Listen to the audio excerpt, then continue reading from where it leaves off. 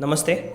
आज हम लोग बात करने वाले हैं एमटेक और एमएस के बीच में डिफरेंसेस क्या होते हैं और किस करिकुलम को कैसे परस्यू किया जाता है, करना चाहिए। जो मैक्सिमम बात होगा वो आईआईटी मद्रास और आईआईटी बॉम्बे के बेसिस पे होगा, क्योंकि मेरे कुछ मित्र आईआईटी बॉम्बे में हैं और मैं स्वयं आईआईटी मद्रास में हूँ। तो उसके बेसिस पे मैं सारे इन्फ्लुएंसेस ड्रॉ करूँगा और सारे एडवाइसेस दूंगा जो भी मेरा अपना पर्सपेक्टिव होगा। तो देखो, सबसे जो मेजर डिफरेंसेस है एमटेक और एमएस में वो ये है कि एमटेक एक फिक्स ड्यूरेशन का कोर्स है। 2 years में you are done with your degree. 2 साल तुमको लगते हैं पूरी डिग्री करने में। पर MS on the other hand it is a fluctuative course. वो फ्लक्चुएट करता है 2.5 to 3 years, कभी कभार 2 years भी।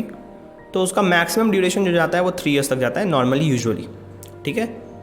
एमटेक में भी कभी कभार ऐसा होता है कि प्रोजेक्ट एक्सटेंड करता है और लास्ट सेमेस्टर का जो प्रोजेक्ट होता है और 2.5 years तक वो चला जाता है। 6 महीने तुमको प्रोजेक्ट के लिए काम करना पड़ता है, पर ये लोग बताते नहीं हैं, पर ऐसा होता है और वो बहुत अनयूजुअल है। ठीक वैसे ही एमएस में भी बहुत अनयूजुअल है कि 2.5 to 3 years के बियॉन्ड कुछ जाए, बहुत अनयूजुअल है। दूसरा, एमटेक जो है वो एक कोर्स बेस्ड करिकुलम है और एमएस जो है वो एक रिसर्च या प्रोजेक्ट बेस्ड करिकुलम है। ठीक है ना। तो इसका अर्थ क्या हुआ, तुम बीटेक को कंप्रेस कर दो। You take subjects, you study for the semester, you get the grades at the end. ठीक है, वैसा हो गया एमटेक तुम्हारा। तुम कोर्सेज लो, स्टडी करो, एग्ज़ाम लिखो, ग्रेड्स आएगा, समाप्त। और फाइनल सेमेस्टर में तुम प्रोजेक्ट कर लो and you are done with your degree. ठीक है। एमएस में ऐसा नहीं होता। एमएस इज़ अ रिसर्च और प्रोजेक्ट बेस्ड डिग्री। तो वहाँ पे क्या होता है, वहाँ पे तुम कोर्स नहीं करते, क्या करते हो, कम नंबर ऑफ कोर्स करना होता है तुमको, रिक्वायर्ड होता है कम नंबर ऑफ कोर्सेज, जो ऑफिशियली रिक्वायरमेंट होता है वो कम होता है। लेकिन तुम्हारा मेन फोकस होता है रिसर्च पे। Either you are doing some research at the end of which you will publish a paper and you will become an author, और you are doing some project which is under some professor. ये तुम्हारा main vast differences है। ठीक है। अब आते हैं कुछ मिसकंसेप्शंस जो होते हैं, उसको ब्रेक करते हैं, मिथ्स। सबसे पहला मिथ, जो कम रैंक वाले बच्चे होते हैं, जो अच्छे रैंक वाले बच्चे होते हैं, वो एमटेक लेते हैं। गलत है। आईआईटी मद्रास में मेरे बैच में वीएलएसआई एमएस AIR 4 है एक लड़का। ठीक है। तो उसका AIR 4 था, पर उसने एमएस लिया वीएलएसआई में, एमटेक नहीं लिया। मेरा रैंक 153 था, 153, और मैंने एमटेक नहीं लिया, एमएस लिया सिग्नल प्रोसेसिंग में। तो ये एक मिथ ही है कि अच्छे रैंक वाले एमटेक लेते हैं और बुरे रैंक वाले एमएस लेते हैं, ऐसा नहीं है। हाँ, ये अवश्य है कि चूंकि ऐसा मिसकंसेप्शन फैला हुआ है, तो जो अच्छे रैंकर्स होते हैं वो एमएस में अप्लाई ही नहीं करते। उनको पता भी नहीं होता कि एमएस का स्कोप क्या है, नहीं है, कैसा है, नहीं है, कुछ पता नहीं होता। सोसाइटल प्रेशर और सोसाइटल स्टेटस के बेसिस पे वो एमटेक में रजिस्टर कर लेते हैं, जिसके कारण क्या होता है, एमटेक में कंपटीशन बढ़ जाता है, क्योंकि सीट्स तो फिक्स्ड है, तो बाद वाले रैंक वाले को मिल नहीं पाते। एमएस के विषय में अधिक लोगों को कुछ पता नहीं होता, तो बहुत सारे रैंकर्स अप्लाई कर देते हैं, पीछे तक के रैंकर्स, और मिल जाता है उनको, और फिर वो निकल जाते हैं। जो दूसरा मिसकंसेप्शन है वो ये है कि प्लेसमेंट्स अच्छा नहीं है एमएस का, एमटेक का प्लेसमेंट्स बहुत अच्छा है। ये भी बहुत बेकार मिसकंसेप्शन है, ऐसा कुछ भी सही नहीं है। ऑन दी अदर हैंड, अगर ऐसे तुम कंपेयर ही करते हो तो पैकेजेस बहुत बार एमएस के बच्चों के अच्छे होते हैं एमटेक के कंपटीशन में, और प्लेसमेंट्स तो सेम ही है, कोई डिफरेंस नहीं है, कोई डिफरेंस नहीं है। ठीक है। हाँ, कंपनीज कभी कभार एमटेक को प्रीफर करती है, एमएस को नहीं करती, क्योंकि एक तो पहले वो रिसर्च कैंडिडेट को अगर लेंगे तो उनको पे बहुत करना होगा, या पे थोड़ा अधिक करना पड़ेगा। दूसरा, प्रैक्टिकल डोमेन में स्विच कर जाता है वो, प्रोजेक्ट वर्क। अगर एमएस के बच्चे ने प्रोजेक्ट किया हुआ है, जो कि करते हैं मैक्सिमम लोग, तो उसको भी बैठने देगी company. Majority of the companies सभी को अलाउ करती है। ठीक है। इसलिए ये सब मिसकंसेप्शन में कभी मत रहना प्लेसमेंट्स। तीसरा, वाइडली नोन है, वेल एक्सेप्टेड है, ये तो सबसे बड़ा मिसकंसेप्शन है, क्योंकि फॉरेन कंट्रीज में अगर तुम देखो तो एमटेक नाम की कोई चीज़ एग्जिस्ट नहीं करती, वहाँ पे एमएस ही होता है, मास्टर्स अर्थात एमएस। केवल भारत में एमटेक नाम का एक कोर्स एग्जिस्ट करता है। तो पहले हमने इस मिसकंसेप्शन को बस्ट किया है, ब्रेक किया है। अब हम लोग आते हैं कि एमएस होता क्या है। तो ठीक है, चलो मान लो किसी बच्चे का रैंक आया कुछ भी गेट में, उसने एमएस ले लिया। अब एमएस में होता क्या है, तो देखो यार, एमटेक में आईआईटी मद्रास में मैं बात कर रहा हूँ, तुमको 9 कोर्सेज करने होते हैं अपने पूरे ड्यूरेशन में। You have to do 9 courses. ठीक है। और उसके अकॉर्डिंग तुम्हारा एक CGPA बनता है, और फाइनल सेमेस्टर में तुम एक प्रोजेक्ट वर्क कर रहे होते हो, समाप्त, तुम्हारा एमटेक का डिग्री समाप्त हुआ। हाँ, तुम उस 9 कोर्सेज के अलावा भी कोई भी कोर्सेज कर सकते हो, कितने भी नंबर ऑफ कोर्सेज कर सकते हो, दैट्स अपॉन यू। ठीक है, दैट्स ऑन यू। दूसरा जो फ्रीडम मिलता है तुमको आईआईटीज़ में, IISc में, वो ये मिलता है कि तुम दूसरे डिपार्टमेंट के कोर्सेज को भी कर सकते हो। ऐसा आवश्यक नहीं कि तुमने जिस स्पेशलाइजेशन में रजिस्टर किया हुआ है उसी के कोर्सेज तुम करते रह जाओ। उसका कुछ पर्टिकुलर रिक्वायरमेंट होगा कि अगर तुमने ऐसा स्पेशलाइजेशन लिया है तो उसके कुछ फिक्स नंबर ऑफ कोर्सेज तुमको करने होंगे, क्रेडिट्स लेना होगा। लेकिन उसके अतिरिक्त भी तुम दूसरे डिपार्टमेंट के दूसरे स्पेशलाइजेशन के कोर्सेज ले सकते हो, that you have the freedom of.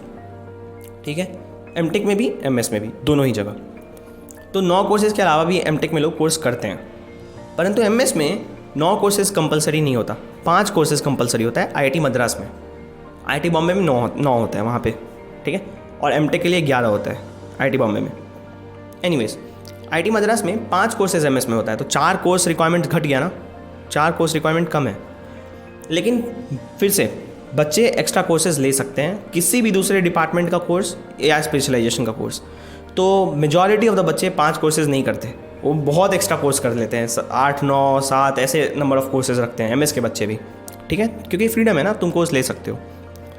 दूसरा, एमटेक के बच्चे इंटर्नशिप करते हैं, एमएस के बच्चे इंटर्नशिप प्रीफर नहीं करते प्रीफर, और उनका गाइड अलाउ करेगा तभी वो कर पाएंगे। क्यों? क्योंकि एमटेक के बच्चे जब इंटर्नशिप कर रहे होते हैं तो उनको रिसर्च का नहीं होता लोड, पर एमएस के बच्चों को रिसर्च करना होता है, तो उस ड्यूरेशन में वो रिसर्च पेपर पढ़ रहे होते हैं, अपने प्रॉब्लम को आइडेंटिफाई कर रहे होते हैं, उस पर काम कर रहे होते हैं, तो उनको इंटर्नशिप का समय नहीं मिलता। पर कुछ एमएस के बच्चे भी इंटर्नशिप कर लेते हैं, ऐसा है, पर मेजॉरिटी नहीं करते। ठीक है, ये एक डिफरेंस है बस। अब आ जाते हैं हम लोग एमएस में होता क्या है। तो देखो, once you have decided you gonna take MS, you must be clear in your mind about what is your specialization gonna be based on the strength that you have in your subjects। तो अगर मान लो किसी का analogue strong है तो वो VLSI ले सकता है। दूसरा जो यहाँ पे एक अगेन सोसाइटल स्ट्रैटा के अकॉर्डिंग आ जाता है बेकार बात, वो ये है कि लोग VLSI को इतना प्रेफरेंस देने लगते हैं, जिनका एनालॉग सही नहीं है वो भी VLSI में जा रहे हैं। क्यों? क्यों? पैसा है, ऐसा सुनने में आया है, स्टेटस है, ऐसा सुनने में। ये गलत है यार, तुम अपने पैर पे कुल्हाड़ी मार रहे हो, ऐसा कभी मत करो। जो तुम्हारा सब्जेक्ट स्ट्रांग है ना, उस स्पेशलाइजेशन का तुम एमएस करो या एमटेक करो। एमटेक तो खैर तुमको वैसा ही मिलेगा, क्योंकि अगेन उतना भीड़ है तो उसी अकॉर्डिंग मिलता है। पर एमएस में अगर तुम आ रहे हो तो you have your choice to make, right, and the choice should be made based on what is your strength, which course are you strong in. और वो अगर तुम नहीं करते हो ना तो you are gradually hurting your self. ठीक है, because the field that you are gonna work in, the field that you are gonna have your research in will require you to have good amount of knowledge and thorough understanding of the subject matter that is required over there। तो वो तुमको अपने अनुसार करना होगा। तो तुम देख कर चलो कि तुम्हारा स्ट्रेंथ कौन कौन सा विषय है और उसके अकॉर्डिंग तुम स्पेशलाइजेशन लो। भीड़ क्या बोलती है, संसार क्या बोलता है, उसमें मत जाओ। प्लेसमेंट्स सभी जगह अच्छा है, ये हम बोल रहे हैं, ठीक है, देख कर, स्टैटिस्टिक्स को देख कर, ठीक है ना। अब चलो आ जाते हैं कि तुमने जब एक बार अपना स्पेशलाइजेशन डिसाइड कर लिया based on your subject strength and your interest कि मुझे इस स्पेशलाइजेशन में करना है रिसर्च, जैसे मान लो सिग्नल प्रोसेसिंग में करना है। अब तुम क्या करोगे, once you are admitted into an institution, say for example IIT Madras, अगर तुमको कॉल ऑफर लेटर आ गया कि ठीक है आपका एडमिशन हो गया है, आप इस डोमेन में, इस स्पेशलाइजेशन में आप एमएस के लिए एडमिटेड हो आईआईटी मद्रास में, तो घर पे बैठना नहीं है। मैंने ये गलती कर दी थी, पर देखो मेरे साथ पता नहीं लक था, भगवान का कृपा था कि मेरा सब कुछ सही होता चला गया अपने आप ही। पर ये गलती नहीं करने का।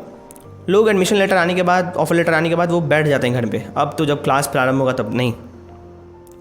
अगर तुमने अपना स्पेशलाइजेशन डोमेन आइडेंटिफाई कर लिया है तो तुमको क्या करना है, जिस इंस्टीट्यूशन में तुम्हारा एडमिशन हुआ है उस इंस्टीट्यूशन के वेबसाइट पे जाओ, डिपार्टमेंट के वेबसाइट पे जाओ और फैकल्टीज़ को देखो कि कौन कौन से ऐसे फैकल्टी हैं जो उस पर्टिकुलर डोमेन में, जो तुम्हारा स्पेशलाइजेशन है उसमें रिसर्च कर रहे हैं। ठीक है, अब स्पेशलाइजेशन में भी बहुत वेरिएशन होता है। जैसे मान लो मैं सिग्नल प्रोसेसिंग में हूँ, पर मेरा जो रिसर्च वर्क है वो मशीन लर्निंग में है। ठीक है ना, अब ये कैसे हो गया तुम सोचोगे, वो इसलिए होता है ना, एमएस यहाँ पे तुमको फ्रीडम देता है। क्या फ्रीडम मिलता है, तुमने अगर कोई स्पेशलाइजेशन ले लिया तो ऐसा नहीं है कि पिन पॉइंटेड उसी पर्टिकुलर स्पेशलाइजेशन के डोमेन में तुमको रिसर्च करना होगा, ऐसा नहीं है। देखो, तुम जब कोई स्पेशलाइजेशन लेते हो, उस पर्टिकुलर स्पेशलाइजेशन में बहुत सारे प्रोफेसर होंगे उस इंस्टीट्यूशन में।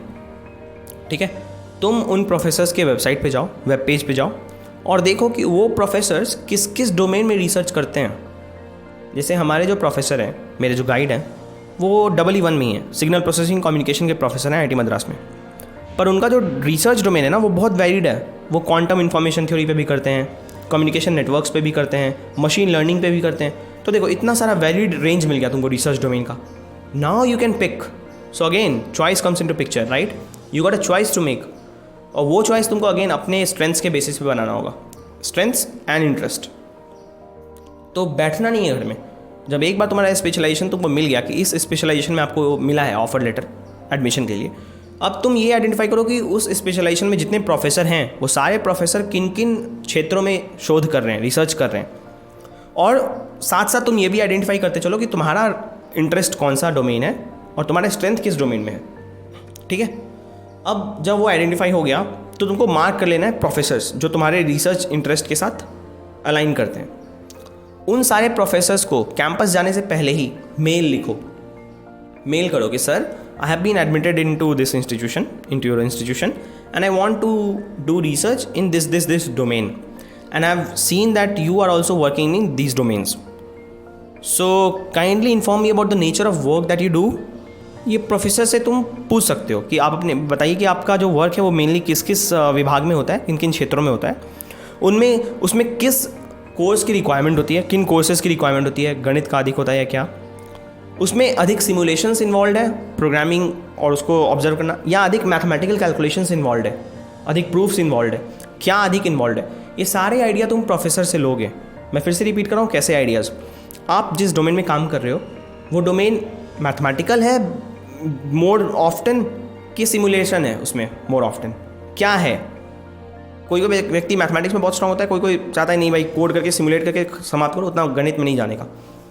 ठीक है ना, तो वो तुमको प्रोफेसर से क्लैरिफाई करना है, पूछना है। दूसरा तुमको ये पूछना है कि आपके जो डोमेन ऑफ रिसर्च है उसमें मेरा ये इंटरेस्ट है, ये वाला डोमेन, उस डोमेन में कौन कौन से कोर्स रिक्वायर्ड होंगे करने, क्या क्या स्ट्रेंथ्स रिक्वायर्ड होगा, कौन कौन से कोर्स में स्ट्रांग रहना मेरे को होगा।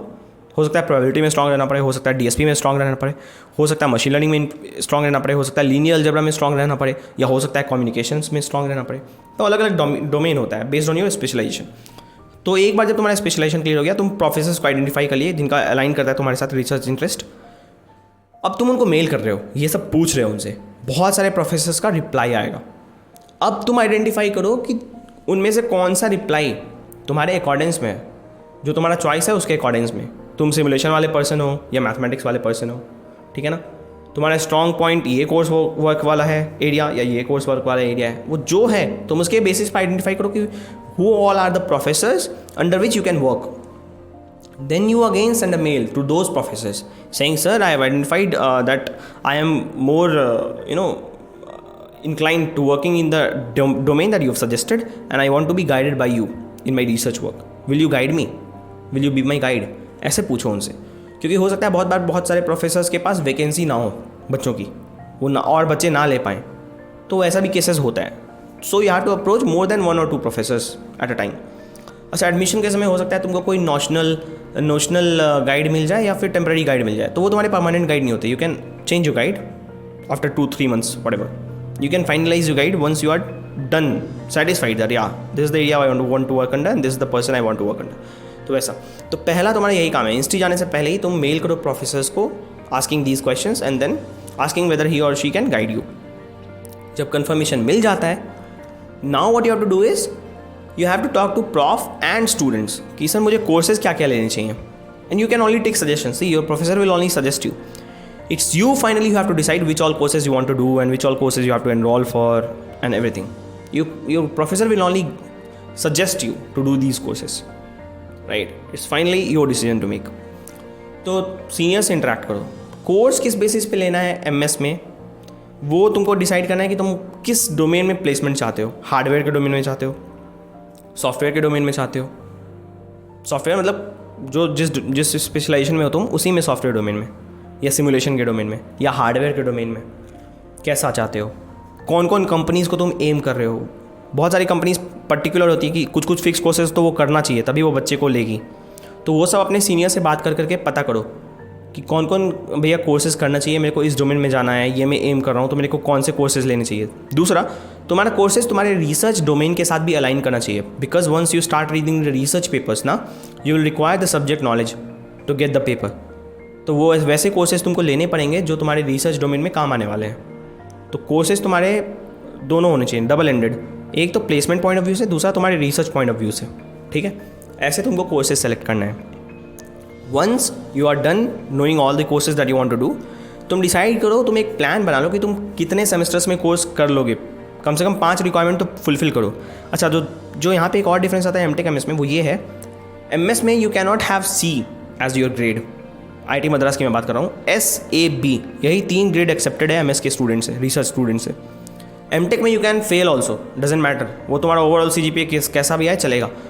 पर MS में तुम्हारे जो 5 कोर्सेज रहने चाहिए, 5 कम से कम 5 ऐसे कोर्स रहने चाहिए जिसमें तुम्हारा ग्रेड B या ऊपर हो, B से BAS ऐसा हो, ये इस 3 में से कोई एक ग्रेड हो, 5 ऐसे कोर्स रहने चाहिए। बाकी तुम फेल कर जाओ कोई समस्या नहीं है। MTech में वैसा कोई रिक्वायरमेंट नहीं है, 9 कोर्सेज में बस पास होना चाहिए, D भी आ जाए E भी आ जाए तो चलेगा, बस पास होना चाहिए। तो ये भी एक डिफरेंस आता है। तो तुम ये डिसाइड कर लो कि तुमको कैसे कोर्सेज करने हैं, कौन कौन से कोर्सेज और कितने ड्यूरेशन में कंप्लीट करना है। तो मेरा सजेशन रहेगा 5 कोर्स तुम पहले 2 सेमेस्टर में कंप्लीट कर लो, 5 से अधिक ही कंप्लीट कर लो, और वो भी with a GPA of more than 8 which is having B as the minimum grade for all the 5 courses that you take, ठीक है ना। और उसके अलावा 1-2 एक्स्ट्रा कोर्सेज भी कर लो तो कर लो। आगे के सेमेस्टर्स में तुमको अपने रिसर्च पेपर पे इंक्लाइन करना है, मतलब अपने रिसर्च डोमेन को आइडेंटिफाई कर चुके हो ऑलरेडी। सर से सेकेंड सेमेस्टर में ही जाके अपने गाइड से बोलो कि sir please send me some research papers that I can read and then proceed reading with those papers, ठीक है ना। उन पेपर्स को पढ़ो, आइडेंटिफाई करो कि कौन सा ऐसा प्रॉब्लम है जिस पे तुम काम कर सकते हो।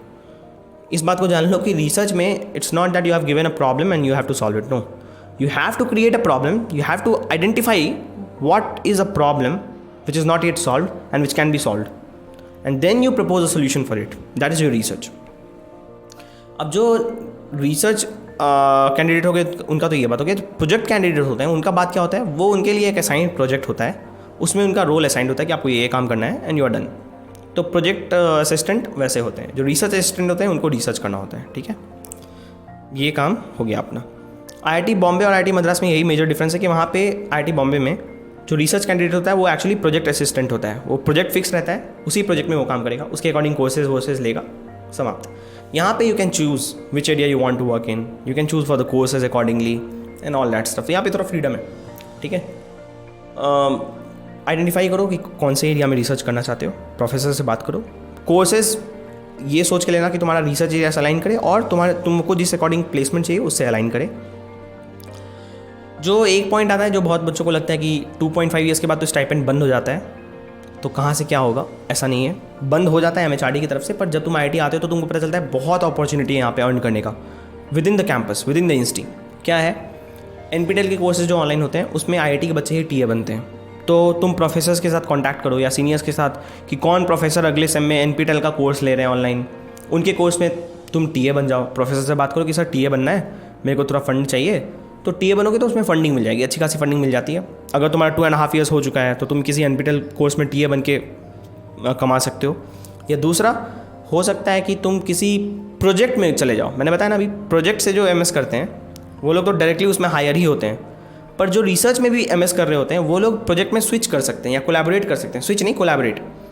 तो जब तुम्हारा 2.5 वर्ष कंप्लीट हो जाए तो तुम किसी प्रोजेक्ट में भी काम कर लो थोड़ा सा, जिससे तुम्हारा इनकम आ जाए, तुम्हारा स्टाइपेंड आ जाए, और साथ साथ अपना रिसर्च भी करते रहो, तो तुम्हारा इनकम बंद नहीं होता है। मैक्सिमम बच्चे अपना कुछ ना कुछ करके जुगाड़ करके या तो TA बन के या तो प्रोजेक्ट में घुस के अपना अर्न कर लेते हैं, स्टाइपेंड उनका रुकता नहीं है। और हाँ, ये ध्यान में रखना कि जो प्रोजेक्ट का स्टाइपेंड होता है वो यूजुअल जो नॉर्मल स्टाइपेंड होता है उससे अधिक ही होता है, ठीक है ना। तो वो भी रख सकते हो दिमाग में, तो कोई समस्या नहीं है। एक बार तुम एनरोल करते हो तो सबसे पहला इंपॉर्टेंट काम यही है, प्रोफेसर्स को आइडेंटिफाई करो। अपने फर्स्ट मंथ के विद इन सारे प्रोफेसर्स को नोट डाउन कर लो कि वो किन किन एरिया में रिसर्च कर रहे हैं, क्या क्या डोमेन है जो तुमसे अलाइक है, जो तुम्हारे साथ अलाइन कर रहे हैं, ठीक है ना, तुम्हारे इंटरेस्ट के डोमेन में। उनको आइडेंटिफाई करो, उनको मेल करो, पूछो कि उनके डोमेन में क्या क्या रिक्वायरमेंट्स है और ज़्यादा काम कैसा है, मैथमेटिकल या सिमुलेशन बेस्ड है। और तब वैसे प्रोफेसर्स को पुनः मेल करो, अपना गाइड बनने के लिए बोलो या उनसे पूछो कि बन सकते हैं कि नहीं, जिनसे तुम पूरा अलाइन कर गए। और लास्टली सेकेंड सेमेस्टर के पश्चात पेपर पढ़ना प्रारंभ करो, सिमुलेट करके देखना प्रारंभ करो रिजल्ट्स को, और आगे बढ़ते चले जाओ। प्लेसमेंट्स धमाकेदार है, MS में भी MTech में भी कोई डिफरेंस नहीं है मेजर। अगर डिफरेंस है भी तो जैसा मैंने बताया, MS को कभी बार अच्छा पैकेज मिलता है, ठीक है ना। तो अभी फ़िलहाल MS और MTech में यही डिफरेंसेस था। अगर किसी को और कुछ जानना हो तो बताना, बाद में बात कर लेंगे, ठीक है। अभी के लिए धन्यवाद।